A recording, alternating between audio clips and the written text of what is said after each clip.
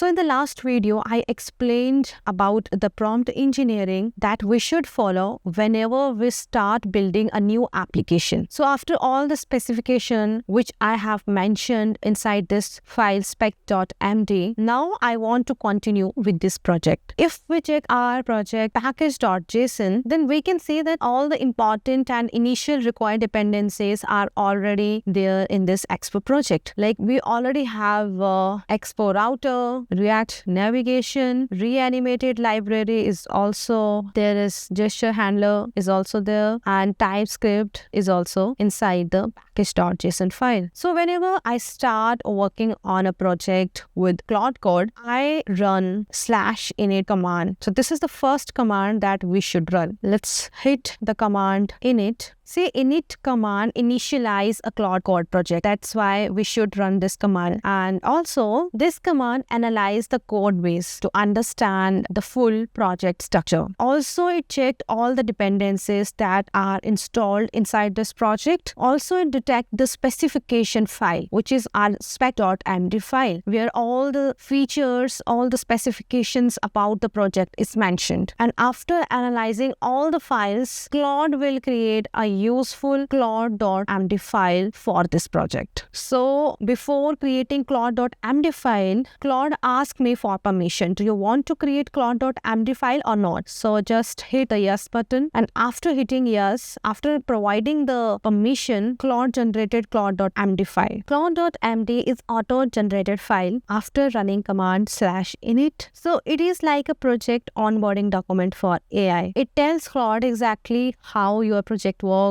what technology you are using, and how you want the code written. But this auto-generated MD file is never enough. You can add your own instructions inside this file. I also have one instruction that I want Claude Code to give me short replies, no long essay with a lot of code snippets, and all that will be token that pollute the context as a conversation goes on for longer. For example, here I want to add one instruction.